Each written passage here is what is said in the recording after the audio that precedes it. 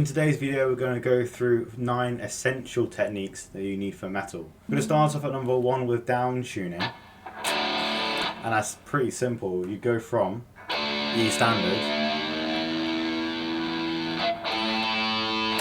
and then we're going to go for drop D for this demonstration. So for this we're going to take the low E string and down tune it to D.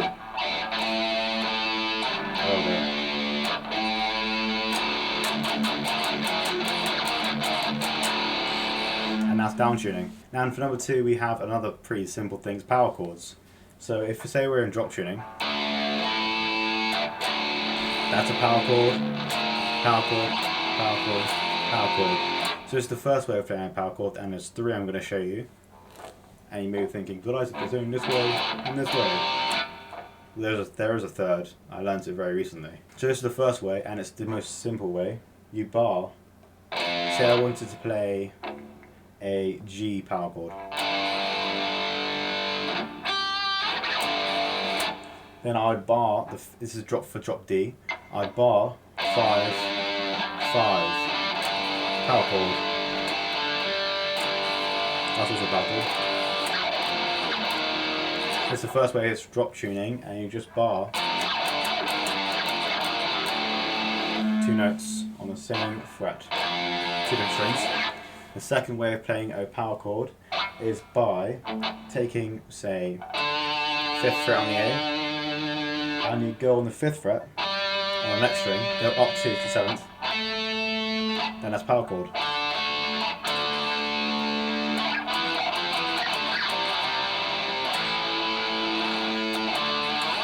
That's the second way, and the third way is very, very different. That's also a power chord.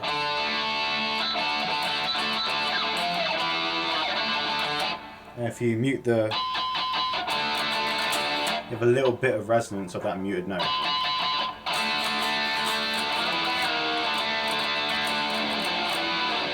And basically how to play this one is, say we're going to take the 5th fret on the A again. We're going to skip a string. Skip that string, and we're going to go to the G string, and we're going to take 5 and go down 1, 2, 3 to the 2nd fret. The same note. And then if you mute this, you have a little bit of resonance with that muted string that we're skipping over. I've never used that before, but it's pretty interesting. And for number 3 we have another version of a chord. It's octaves, or octaves, some people say. And it's an octave. So that's the same note. And there's obviously two different ways depending on drop tuning. So say we're going to play a G octave chord again. We have a G, I'm going to skip a string, and then play a 5th. That's 2 Gs. An octave, and then say we want to do another 5th fret on the A, we do the same thing, skip a string, 5th fret, 7th, that's an octave. That's also a good way to find an octave, let's just go. Also be careful if you're playing octave up here. Instead of going up 2 frets, or 3 frets, let's go up a 4th. So yeah, it's just the same note, which is an octave. 1 octave up.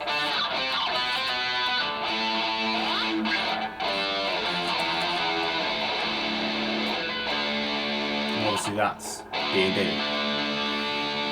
Number 4 we have palm muting. This is used in almost every song for metal you're going to hear. And it's exactly what it says. You're using this fleshy part of your palm, placing it on the bridge. So obviously it moves it quite close to the bridge, otherwise if you go up here, there's no notes. So you want to stay quite close to the bridge.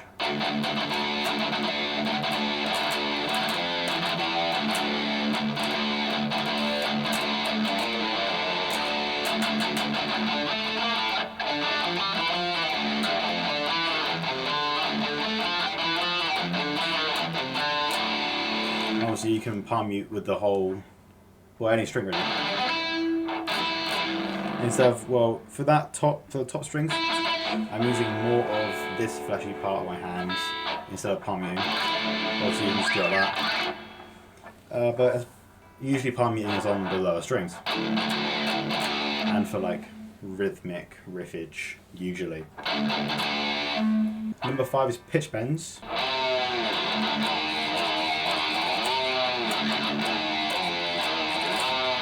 So obviously a pitch bend is bending the string. There's another little thing that is used in Iron Man by Black Sabbath, and you just have to press the string that's passed the nut down.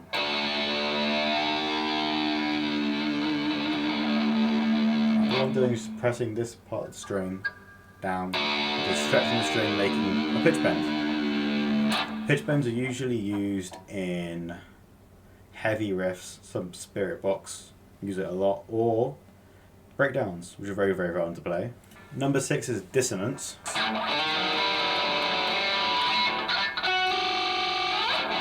There's multiple different types of dissonance, but these are the main ones you're going to know. So the first type is finding the same note on 2 different strings and then moving one of those notes down. Or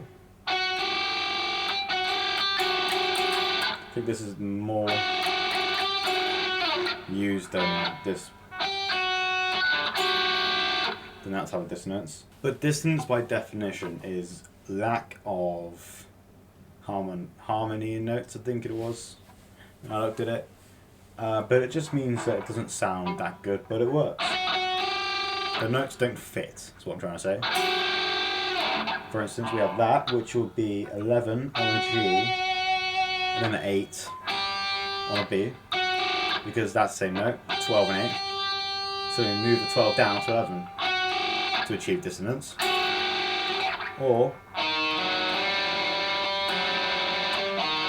that's all dissonant.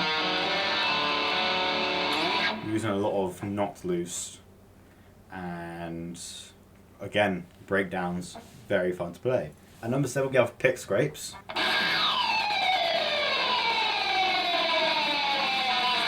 This is, as the name suggests, either muting or not muting the note, or rather muting, not muting the note, and you just scrape the edge of your pick, that part of your pick, can't see it, there we go, that part of your pick, down the string. You need a lot of gain and maybe treble, a lot of gain for sure, and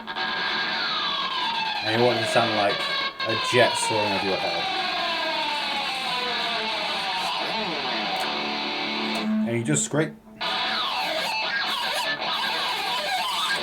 And you just scrape your pick across the string,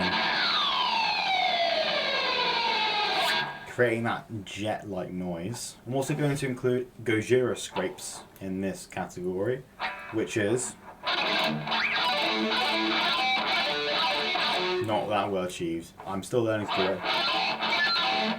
The gist is, you take any part of the neck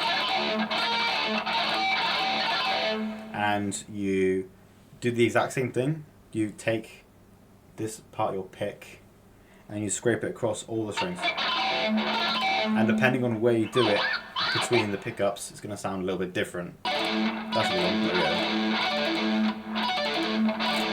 doing. Goes quite fast as well. Again, need a lot of gain. At number 8 we're going to have tremolo / galloping. So tremolo picking is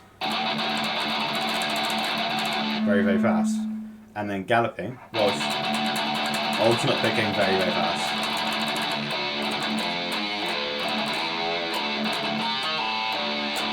That's not a good riff, but you get the idea. And then galloping uses that.